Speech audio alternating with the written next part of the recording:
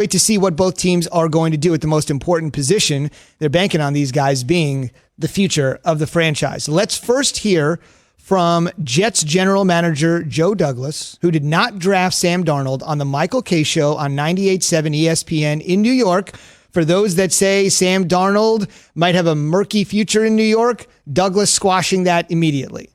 I think Sam is the quarterback of the future, so I'm not going to put that on the next 8 games. I think everything in the next 8 games is going to be on progress from our young guys, progress from our veteran guys, progress from everybody. We just need to do everything better. We need to do simple better. So that's the focus over the next 8 games.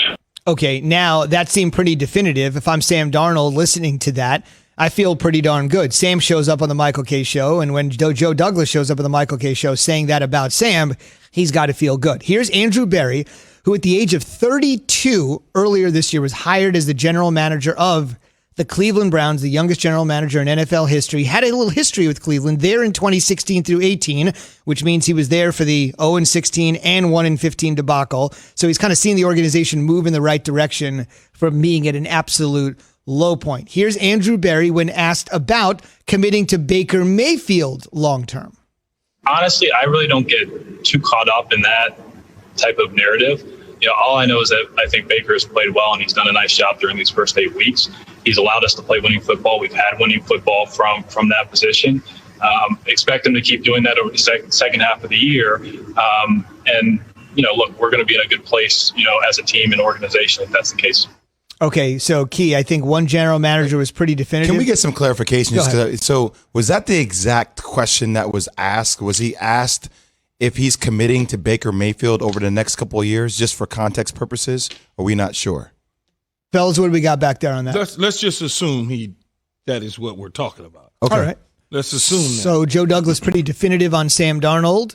And I don't think Andrew Berry was very definitive there on Baker Mayfield. Well, first of all, I like Andrew Berry, young, talented, up-and-coming executive in the National Football League. And he knows how to dance. He's a Harvard guy, so he knows how to wiggle room, right? First of all, he says he doesn't get involved in those type of narrative. Well, it's not really a narrative. It's simple and plain and clean. If you listen to what he said, he clearly hopes that things continue to move like they have been moving for the first 8 games. With that being said, to me, how I take it is if it doesn't go that way, then you're not going to make the playoffs. So therefore, come the springtime in the offseason, when you have to pick up Baker Mayfield's option, 5th-year option, you probably are not going to pick it up.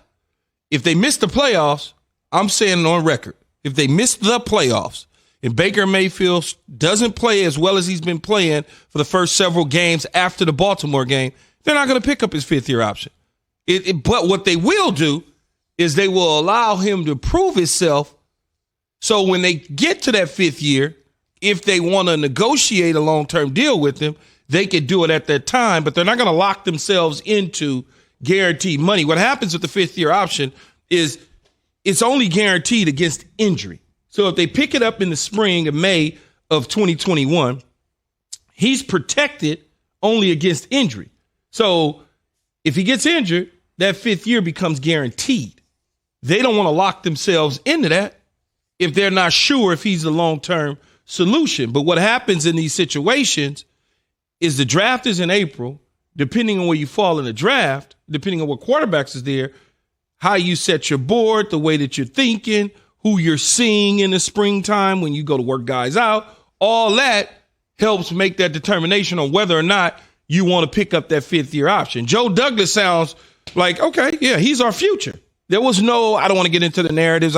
It was just simple, Sam Darnold's our future, and we moving forward. That's the way I took from both of those guys. So it's time for Straight Talk, brought to you by Straight Talk Wireless. Let's get straight to the point on the date of 2021, which is important, which is to say that if they have to make the decision in May, obviously free agency will happen before that. Yeah. And obviously the draft will happen before that. Yeah. So they do have some options to think about before that decision in May of 2021 comes about, because free agency will hit in March, the draft will hit in April, and Andrew Berry, 32 years old, one of 2 black GMs in the National Football League, he'll be able to see things from a much wider lens. It's difficult to do right now. We're in the midst of the season, but when they have to make that determination, a couple of very important dates will have passed. But if you're looking for which statement is more definitive, neither statement is definitive.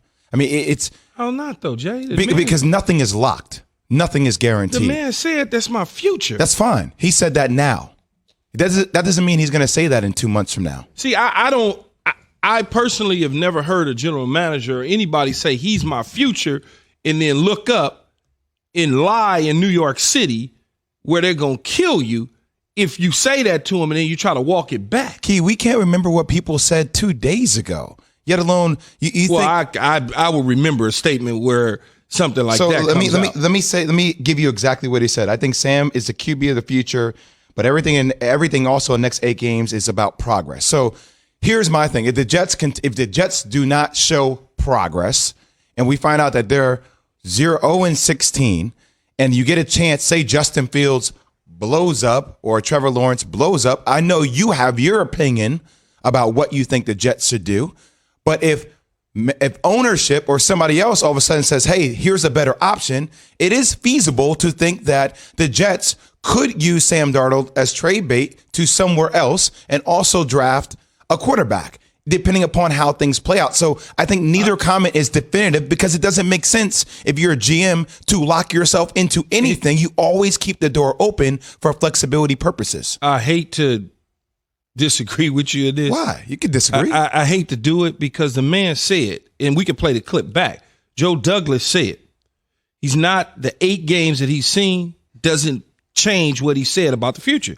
Evan, can you play that back? Yeah, Key, wait. I'm just saying. So now we're taking everybody on face value now. I'm going to You're telling me we live in a world now where, because somebody says Joe it, Douglas, okay, the general manager of the New York Jets, November 5th, he said, it came out of his mouth, not mine. That's fine. It comes. I don't mind. A lot of stuff comes out of people's mouths. Doesn't mean that they can't turn around and have a different comment. But people say something yesterday and then they say something different tomorrow. I'm talking about Joe Douglas. I'm not talking about somebody else. I'm talking about the general manager. People in general. I'm just talking about the general manager of the New York Jets. I'm not talking about somebody else in another organization. I'm not talking about somebody else in the world. I'm talking about Joe Douglas, the general manager of the New York Jets, said this. So let me pose this to you. Have you ever heard of inflating somebody up so their value can go up? Absolutely. So like my thing is, wait, hold on. So if I'm at a post presser and somebody, if I were a GM and somebody were asking me about my quarterback, I would say something positive about my quarterback, even if I didn't like my quarterback,